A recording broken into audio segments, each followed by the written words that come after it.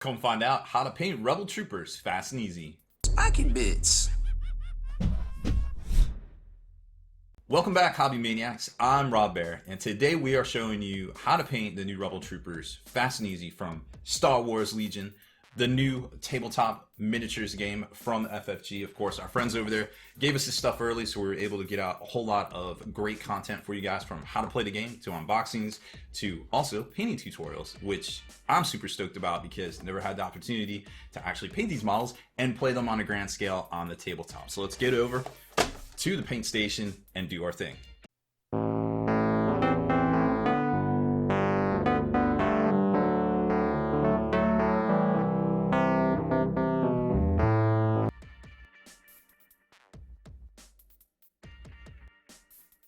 So the first thing you're going to notice once you get your box and you open it up is that you do have to do a little bit of assembly on your models here.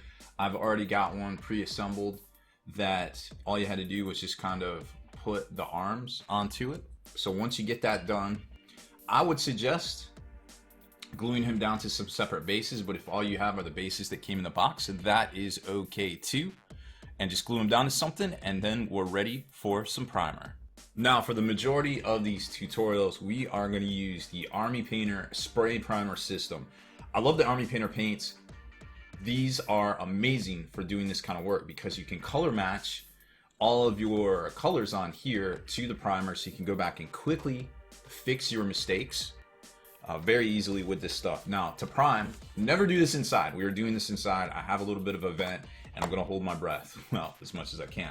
However, you should always do this outside in a well-ventilated area. But let me give you some tips on exactly how to primer, because sometimes people don't understand and then they just hose down their middies. And I know a lot of folks out there are just jumping into this, so this should give you a good idea. Now, if you already know how to prime minis, hey, jump to the meat of the tutorial. But for some folks out there, again, we're going to have a lot more beginners. First of all, I just grabbed a little bit of cardboard, but you can use postal service boxes, anything that you might be getting your orders in, or anything that you have laying around the house that is, you know, disposable or recyclable. I'm just going to put my hand underneath the cardboard itself. Some folks like to do it different ways, but I find this gets us the best coverage. So what I'm going to do here is actually spray in a very short controlled burst. So what I'm doing is actually going to push down with my finger as I go, while going in a horizontal direction against the miniature. So just like this. And you can see it's definitely putting up some mist into the air there. The key to this is we're just going to keep going with it at a distance of about 9 inches away from the miniature, or I guess that's about between 20 and 25 centimeters in the metric system, depending between 9 and 10 inches. And we're just going to rotate the board as we go. A little bit smaller than I'm used to, but it should still work. So we just kind of did that. We're rotating at 360 with our hand. Then we're going to give it about 5 minutes to dry and come back and do the other side. Now that that is pretty much dry after about 5 minutes or so, we're going to grab our can of Fur Brown, shake it up. I like to shake it left and right, and also rotate it around so that the little ball in there is both getting everything at the bottom and getting everything towards the top as well. So good shaking is a key to keeping your primer ready to roll.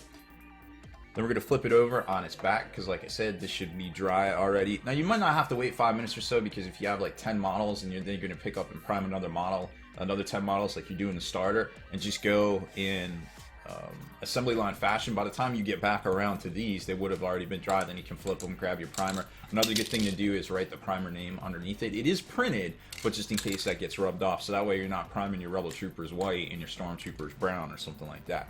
And then we're just going to do the same exact thing. We're going to hit it from this angle, very slowly moving our board. Again, you can place it on something, but watch for overspray. I just like to use my hand. I've been doing it this way. And we're going to give it another 5 minutes to dry and come back and hit it from the top down. And now that that's dry, very last step after shaking our can up is to put our model straight up and down, perpendicular. Take a look to see if there's any undercuts. I'm actually looking straight forward at the miniature from the side perspective, so not the top down that you're seeing. And what I'm going to do is I'm actually going to spray in this direction, just to get a little bit of underneath, but also from the top down, which might not be an angle that we got already. And what this is going to do, this is going to give you the full 360 coverage of primer on your miniature. And put another 5 minutes on the clock and we'll be right back. Now this step probably doesn't take that long because you're not using as much primer, but like I said, if you did it right, you're probably getting a nice solid 360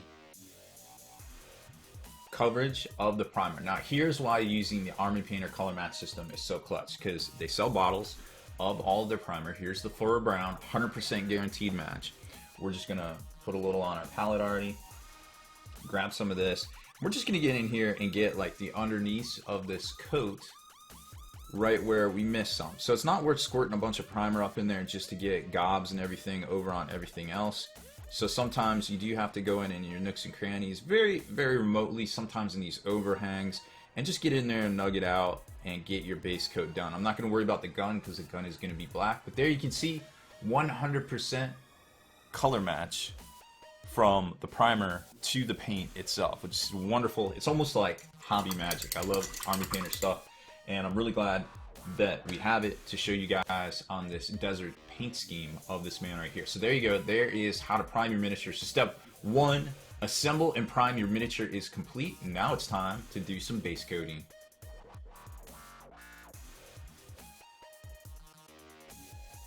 So step 2 is going to be to start blocking out some base coats. So first up, we're going to do the fatigues themselves with Monster Brown. It's kind of like a lighter shade of leather brown, I feel like. It's a really good one. I think it's really going to work well here. So we're going to be very careful. We're going to get a little bit of paint on our brush here and go in and start blocking out the fatigues. Now, if you have a nice, even, consistent base coat on your palette here, you're going to be able to get really good results with one coat through the Army Painter paints themselves, which you can kind of see right there. Nice even coat. And the paint itself is going to be a little bit watery when it comes out, but not too watery right there. So we're going to finish all that and come back to the next color. And once we get that all blocked in, it's time for our second color, which is going to be Stone Golem. It's a great kind of mid-level gray that isn't too bright and isn't too dark. I love working with this one here. And this is just going to be used to paint like the t-shirt sleeves and such. Now on this model, it's going to be a little wonky. We got the gloves, we're going to keep Fur Brown, but the sleeves themselves right here are all going to be this Stone Golem. And here you can see a nice even coat will get you pretty much there. Maybe some of the raised edges you'll have to go over with a second coat, but we're just going to go through, start blocking this out. And this gentleman also has a little bit of facial hair that we're also going to hit with the same color. Okay, so we got that base coat done, but you see I kind of cheated on you a little bit. I threw in some Corpse Pale on the face itself because I was like, well, what's the point of painting the beard if you don't have the skin painted? So a couple of thin coats of both the Stone Golem and the Corpse Pale to get us kind of where we need to be right now. Now here's the thing, you're gonna see where there are some mistakes on your miniature, that maybe you got a little bit on that Fur Brown or something like that, or you got a little bit on where you know another color is going. That's no big deal because you're going to cover it right off. Don't worry about any of that at this point. It's all about just blocking out, tracing your lines, so to speak, with your paint right now, just so we can get to that point to touch it all up at the end. Now we're on to one of my actual favorite colors that I use this a lot, Necromancer Cloak. This is a gray-black paint from Army Painter. It's a great consistency paint. I thought I'd put a dropper in there. As you can see, this looks very gray. I love this paint. I cannot say enough good things about it. I use it in a lot of my normal everyday painting as well, so it's really cool to kind of work it into this one. So what we're going to do here is block in all our boots, except for the socks or the leather strap parts here, so just the boots itself. And also all of the strap works, the tassels or anything, any detail work back here on the backpacks.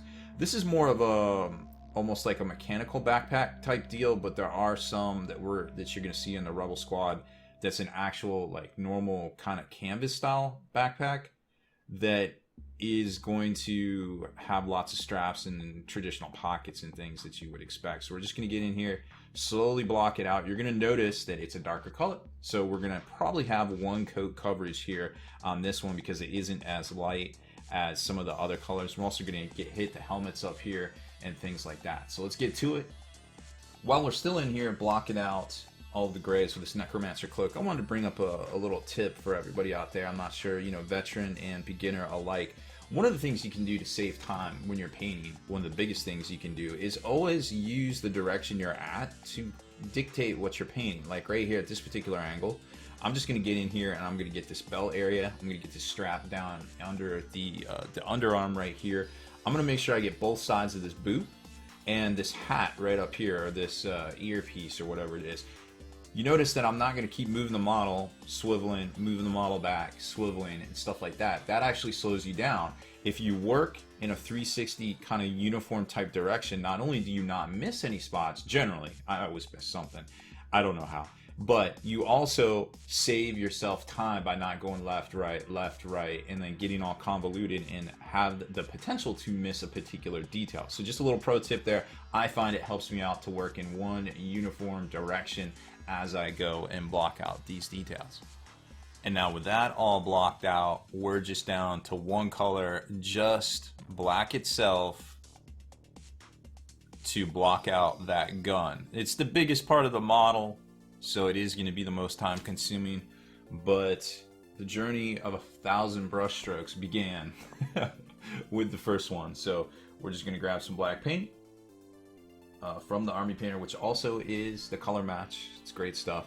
And using probably the head as a brace most of the time here, we're just going to get in. Whoops, looks like we're a little watery. Sometimes you got to make sure you get a good mix on that paint.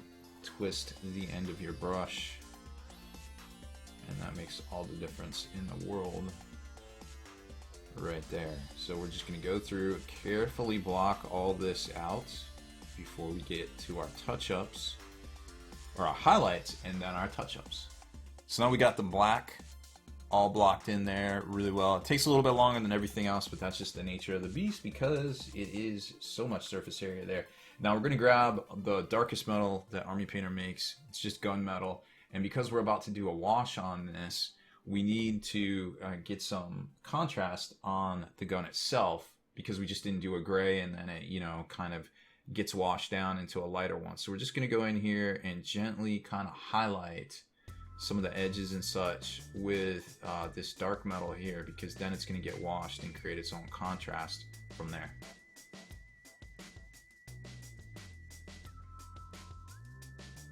So now we're ready for step 3, and that's our gloss or semi-gloss coat. You can see where we went in there and blocked out all the metal, so it's all good to go.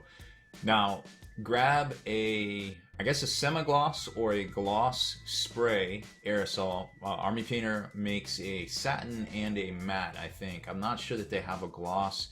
We'll probably blow some of that through our airbrush instead. However, you're just going to use the same skills that we showed you on how to do the primer, same exact thing. You could perhaps just do it standing up straight at it if you want. That's probably all I'm going to do instead of getting the complete coverage.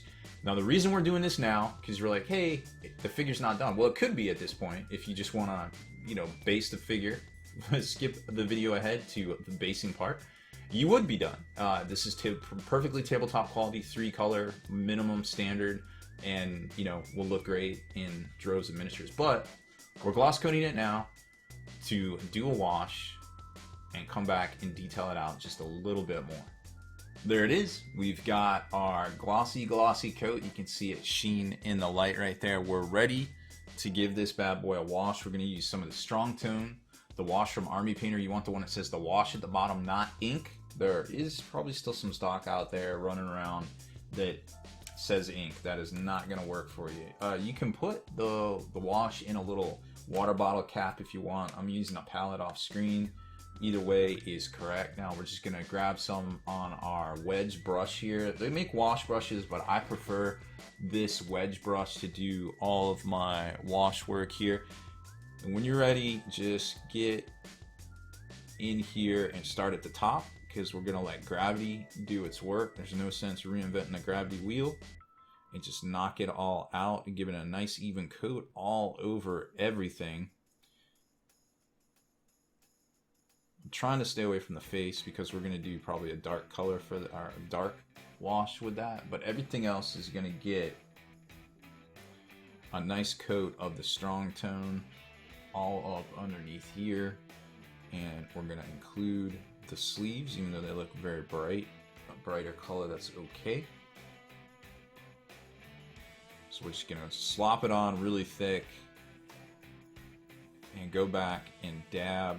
Like if there's any areas with lots of collection, you just want to dab with a little bit of a moist brush from some water and just get that excess off. But for the most part, it'll flow. The gloss coat plus the wash itself, it's going to flow into all the cracks and crevices and give us that level of detail that we want to come back and highlight. So now we've got all of our details and contrast blocked out for us now. Again, at this point, you could just stop and say, hey, you know what? This is good enough. I'm done. Put a matte coat on it to keep the strong tone locked in to the miniatures, but we're just going to keep going. What we're going to do now is just go back over the pants with the same base color that we used, the Monster Brown. We're just going to nug that out, and then we're going to come back and do another highlight on the fur.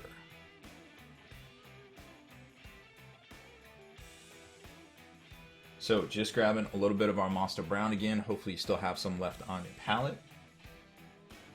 And I'm just gonna lock in here and just start nugging out some of the details very carefully, leaving the crevices and the areas that we just washed and created that contrast alone.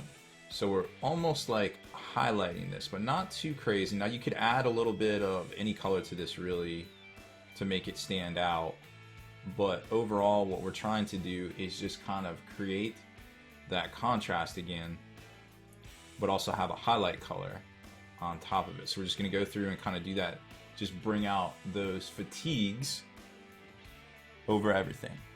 There you can see all of the pant fatigues are all blocked in again, almost creating a layer and a contrast over top of what just kind of looked like all one color. So we've kind of got a highlight level there, and it's really starting to pull itself together and look like something that wasn't just, you know, slopped a bunch of wash on top of. Next up, we'll do the Stone Golem on the sleeves. Same exact principle. We're just going to get in here and block out and try not to get any paint in the crevices. We're just trying to stay above all of that to get the third tier, almost like some highlights and such here over top of all this. And then we'll go in and pick out the beard and the mustache as best we can as well. I think that turned out very well. You can see up in here we've got all of the little folds in the cloth, and the beard turned out just great. So now we're going to do the same exact thing that we just did there, doing some highlights. We're going to use Castle Gray or Castle Gray Skull to do all of the highlights on everything that we did the Necromancer Cloak on. So that's all the boots and the straps and everything like that. And then we're going to go in with Tan Flesh and do the same thing over the fur color. That's all that ochre or orange type color there. So that is that. Our Rebel Trooper is pretty much done with those highlights there on the fur as well as on all the straps. Just go in and block out the top edges with some fine lines.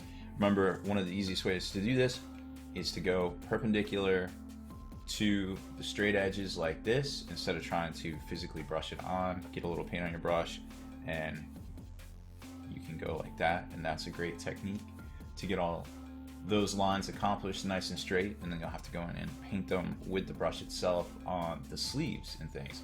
But we're not quite done yet. We still got the base to do, and we're going to do it up in a desert yellow kind of scheme.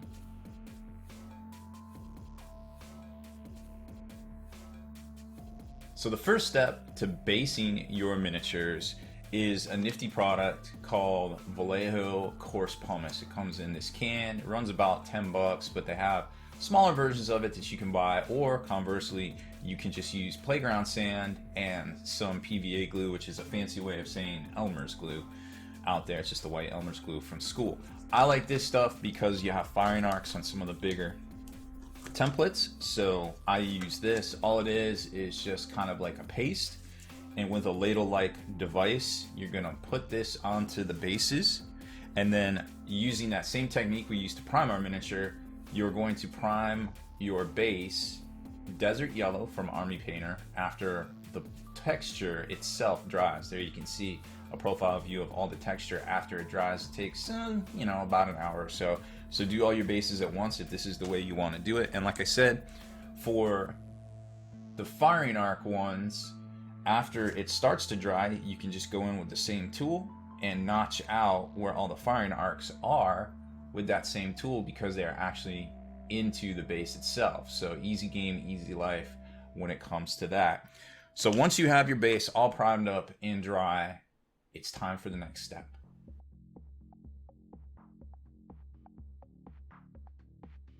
Now we're going to use a technique called dry brushing, which is fantastic. And if you're new to the painting world, well, you're going to use this a lot more. So the first step to dry brushing is to get you a big poofy brush. Here you can see I've already been dry brushing a lot of bases, so this is just going to make this a lot easier. Normally you don't want to see any paint on your brush, and proper brush care stuff you can research somewhere else. We're not going to get into it on this tutorial. But we're going to take some matte white first off, put a little on our palette, and then get some on our brush. Here you can see that we have indeed plenty of paint on our brush. Then we're going to grab a paper towel that we've used for all of these tutorials already and brush some of the paint off. And there you can see where the fur color is starting to get covered up by white. And what's that doing is it's pulling the paint off of the bristles here, right? And only keeping paint on some of the interior bristles. So we're basically dry brushing the detail of this paper towel right now with our dry brush. It's a little bit hard to see when you use paper towels and you're working with white, but any other color will be a lot easier to see. So now what we're going to do is we're going to, in singular direction, move this dry brush over this desert yellow base to make it look like it has just started snowing on the desert. Very lightly going in one direction here, not the band, the direction. And you can see as we press down gently, those inside bristles are really starting, the paint is starting to transfer off and go onto the base itself. And now instead of a yellowy base, we have the upper edges of the desert yellow are now white. So we've created a layer of highlight with very little work, because we're not going to get in there with a detail brush and be like, this edge and this edge and this edge and this grain of sand and this grain of sand. That's just silly. Next, we're going to use desert yellow itself in the dropper bottle. Remember, this is all color match from the primer, so theoretically this will so if you mess up, you can just, instead of reprimering your models, this is a little watery, but this should exactly match the base itself when it's drying. You can see it's already started to dry and exactly match. The beauty of Army Painter comes through once again. So now we've got a little bit on our palette over here. We're going to dip our brush in it just like we just showed you, and then take our paper towel, and after getting the majority of the paint off of it, we're going to repeat the same process going in the same direction across the base.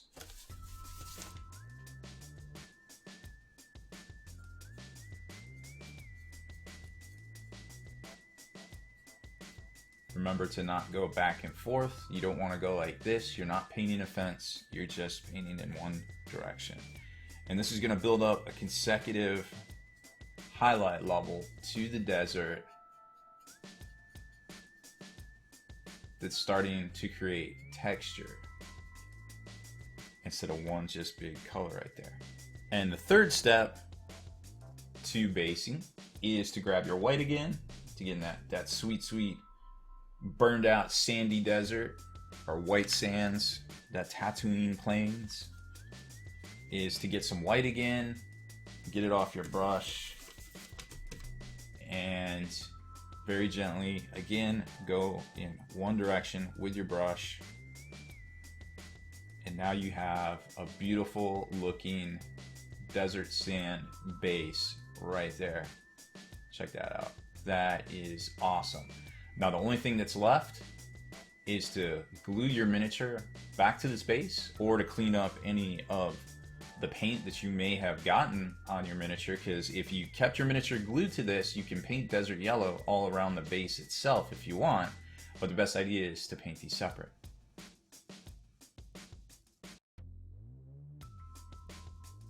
The easiest way I found to reattach a figure to the base after you finished it is it requires a little bit of coordination. So you're going to grab your X-Acto knife of whatever brand you might have, and on top of a cutting mat, you're going to want to slice down in a perpendicular motion the feet off the base.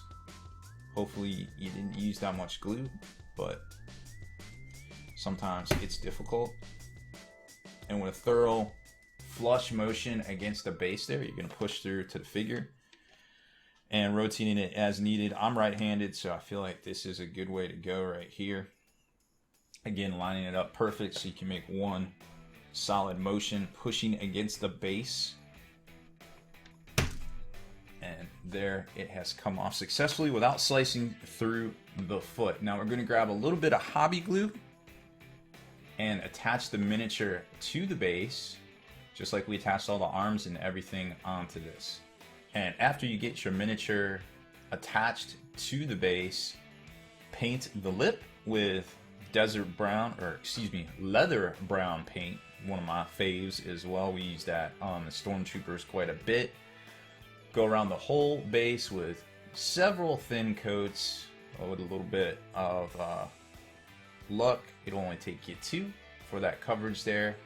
And now it's time to seal your miniature using the Army Painter anti-shine matte varnish. So any of that wash that might still be exposed, it's a little shiny, it'll take the edge off it and protect your miniature. It's very important to do this because you're going to be chipping up your bases and such when you use the movement template, well, at least for the sergeant. But sometimes when they bump up against the barricades and stuff, you want to make sure they are resilient. So read the warnings on this. Make sure you don't use it in a high humidity so you don't mess up your miniatures. There's plenty of tutorials on how to seal coat your miniatures that you can check out independently, but that's the next step. And the very last part of basing and sealing your miniatures is to add just a couple pieces of Army Painter's Highland Tough. These are the traditional static grass all kind of combined into some convenient little bushes. What I like to do is with tweezers, I grab my selected victim, or my tuft rather, and off camera I have a little bit of Elmer's glue or PVA glue that I just dip it into and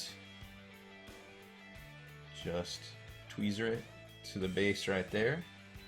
One more for good measure. I feel like we'll get a bigger, bushier one right here. Sometimes they stick together. You may have to use an X-Acto knife to kind of cut them apart if they stick, but for the most part they are very, very easy going to use. And we'll stick that one right there. And there it is. And the reason that we add the tufts last, being already having paint on them, if you seal your miniature after this point, it's gonna look frosted on the grass there, which is fine if you're doing winter bases, but not in the desert.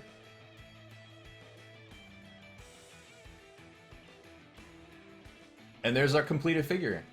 Easy peasy, lemon squeezy, 7 easy steps to painting up your Rebel Trooper to some really sweet desert pattern fatigues here. So remember, the first step is to prime and base with the same color match any areas underneath that you need to.